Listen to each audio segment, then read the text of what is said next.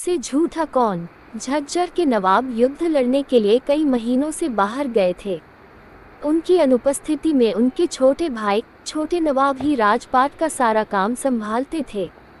नवाब साहब धीरे धीरे करके शेख चिल्ली को चाहने लगे थे। उन्हें उसकी सरलता में आनंद आता था, परंतु छोटे नवाब शेख चिल्ली को पूरी तरह बेवकूफ़ और कामचोर मानते थे। एक दिन उन्होंने भरी सभा में शेख चिल्ली को डांटा और उसका अपमान किया।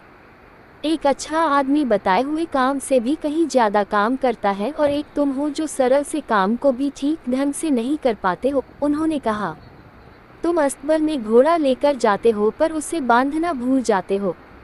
तुम जब कोई बोझा उठाते हो तो या तो गिर जाते हो या फिर तुम्हारे पैर लड़खड़ाते हैं। तुम जो काम करते हो उसे ध्यान लगाकर क्यों नहीं करते हो।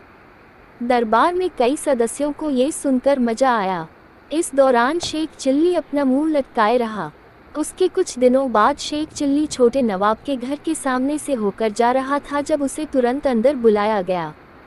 किसी अच्छे हकीम को बुलाकर लाओ, जल्दी, बेगम काफ़ी बीमार हैं। जी सरकार, शेख चिल्ली ने कहा और आदेश का पालन करने में फटाफट लग गया।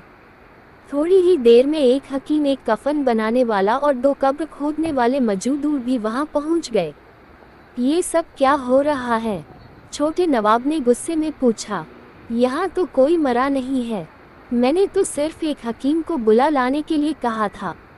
बाकी लोगों को कौन बुलाकर लाया है?